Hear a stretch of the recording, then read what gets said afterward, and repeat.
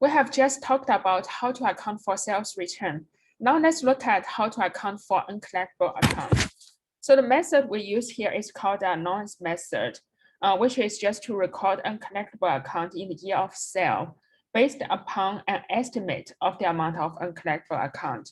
And there are two journal entries here. One journal entry is the journal entry we need to make at the end of every financial reporting period end. And this is adjusting entry. This is just to estimate how much of what we have sold off during this period may not be collected. This account receivable may not be collected in future. So the journal entry is to debit bad debt expense, credit allowance for uncollectible account. And then the second entry is, so what if those accounts actually turn out to be uncollectible? So if this happens in the future, when accounts actually turn out to be uncollectible, we need to write those accounts off. And when we write those accounts off, we debit allowance for uncollectible accounts, credit account receivable. So as you can see here that all of the income statement effects occur in the period when sales was made. And then in the future, when those accounts turn out to be uncollectible, there's no income statement effect. And also there's no net balance sheet effect. So allowance for uncollectible accounts, this is a contra account to account receivable.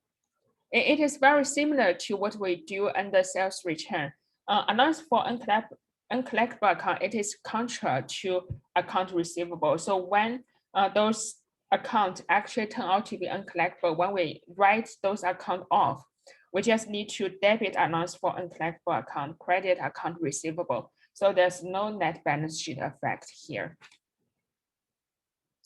And so how to estimate? So the journal entry is here, but regarding how to estimate the amount of uncollectible accounts, there are two approaches. So the journal entry is the same. The only difference between these two approaches is only the amount that is different. The first approach is called income statement approach. Under this approach, we estimate bad debt expense. So in other words, we estimate this amount as a percentage of credit sales. And then the other approach is called balance sheet approach. Under this approach, we estimate allowance for uncollectible account ending balance as a percentage of account receivable. So now let's look at some examples.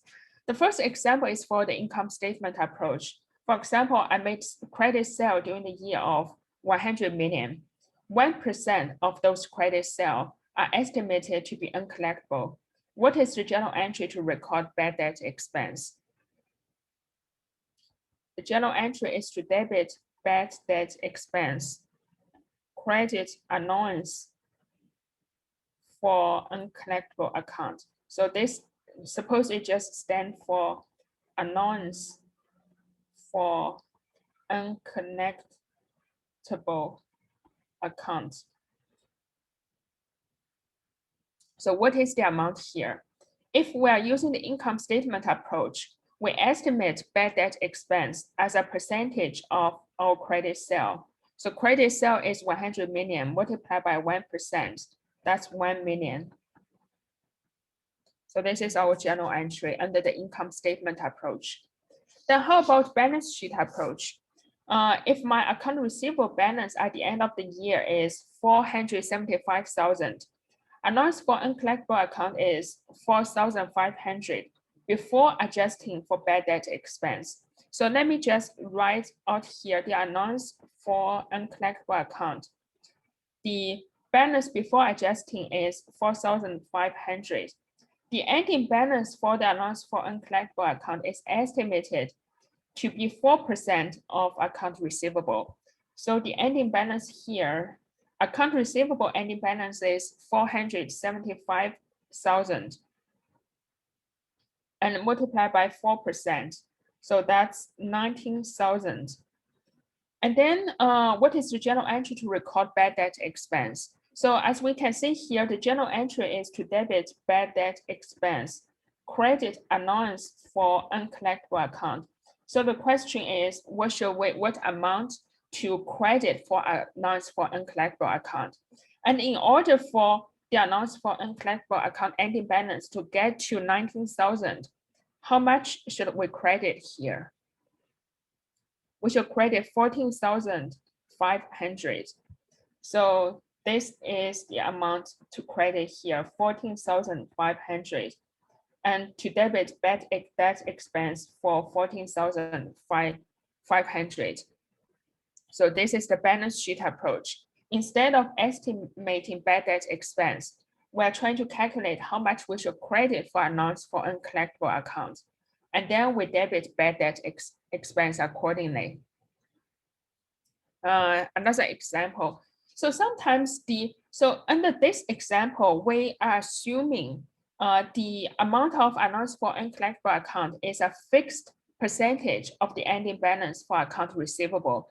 But sometimes what is going to happen in practice is, depending on the aging of my account receivable, some of the account receivable may be only outstanding for 2 days. Some of them may be outstanding for 2 years.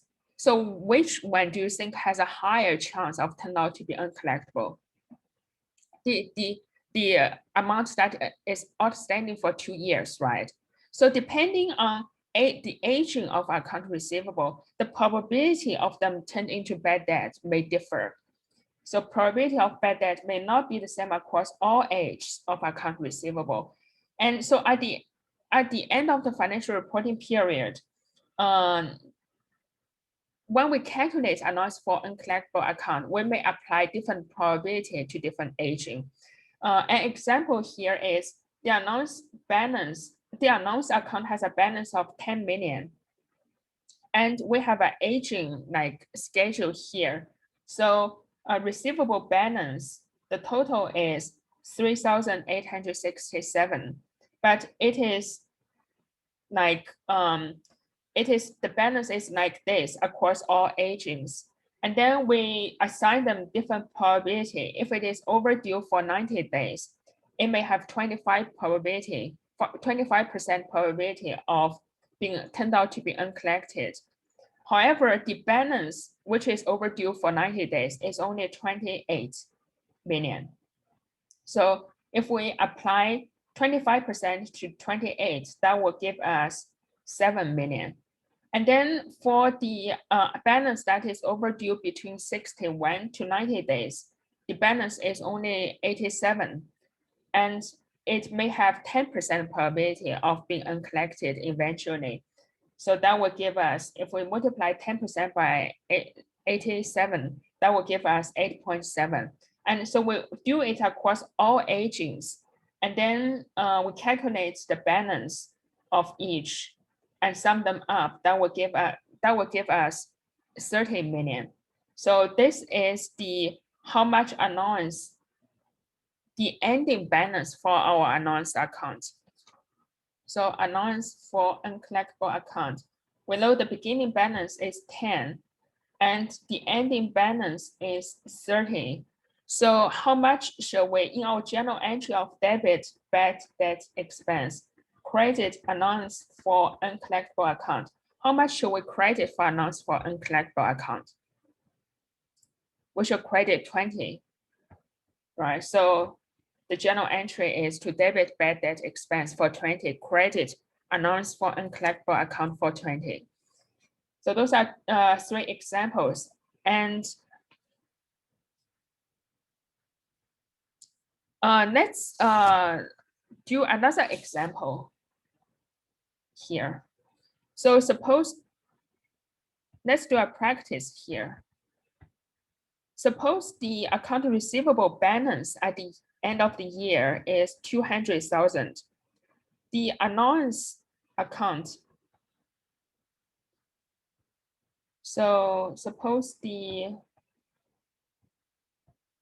allowance for uncollectible account, the beginning balance is 25,000. The account written off in the year is 13,000. Credit sales during the year is 1 million.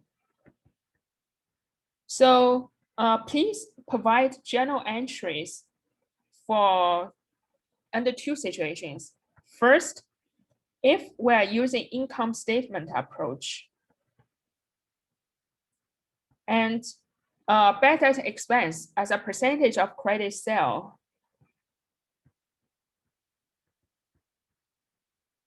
is 1.5%. And then B, if we are using the balance sheet approach, the ending balance for announced for uncollectible account as a percentage of account receivable is 14%. So what are your journal entries under those two situations, under those two approaches? Please take 5 minutes. Try to work on it on your own, and you can pause your video for now. So in the first situation, if we use income statement approach, the journal entries to debit bad debt expense for the total credit sale is 1 million, and we're taking 1.5%. So that is 15,000, and credit announced for uncollectible account for 15,000. So this is the first one. The second one, under the balance sheet approach, allowance for uncollectible account, let's look at the beginning balance is 25,000. And then the ending balance, for 14% of account receivable, 200,000. So that will give us 28,000. And then for allowance for uncollectible account, so during this period, we also have an account written off. And if you think of what is the impact, if we have written off account of 13,000, what is the impact on allowance for uncollectible account? We need to debit allowance for uncollectible account for 13,000, right? So this is the other transaction that will affect this account during this period. And all of the rest should be a credit to allowance for uncollectible account due to the recording of new bad debt expense. So what is this amount? What should this amount be? It should be 16,000 so that it can balance. So 16,000 allowance for bad debt expense, 16,000. So this is another example. And now let's do a comparison of the income statement approach and balance sheet approach. Under the income statement, which approach provides you better matching between revenue and expense? Is it income statement approach or balance sheet approach?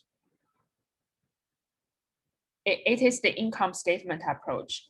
Because under the income statement approach, bad debt expense is recorded as a percentage of credit sale. So it is a better matching between revenue and expense. However, for balance sheet approach, it doesn't take into account any of those like matching between revenue and expense. It is totally starting from the balance sheet perspective. And which one report account receivable better at its net realizable value? It is the balance sheet approach, and income statement approach doesn't worry about it at all. The balance sheet approach, it reports the ending balance for allowance for uncollectible account as a percentage of account receivable. So it reports account receivable better at its net realizable value. So now let's, so yeah, this is the practice. And now let's let's just go over those three situations again. So accounting treatment under different situations, those three situations. First of all, trade discount, cash discount. So under cash discount, we have two methods, gross method and net method. And under the gross method, we introduced a new account, sales discount. And it is an income statement account. It is a contra account to sales revenue. Under the net method, we introduced the new account, sales discount forfeited. It is also an income statement account. And then sales return. What if the customer returned their goods? So in this situation, when we introduced another two new accounts, sales return, which is an income statement account, it is a control account to your sales revenue. Allowance for sales return is a balance sheet account. It is a control account to account receivable. And then lastly, the last situation is uncollectible account. So under this situation, we have bad debt expense, which is an income statement account. Allowance for uncollectible account, it is a balance sheet account. It is a control account to account receivable. And then to estimate the amount of bad debt expense, we have the income statement approach and the balance sheet approach.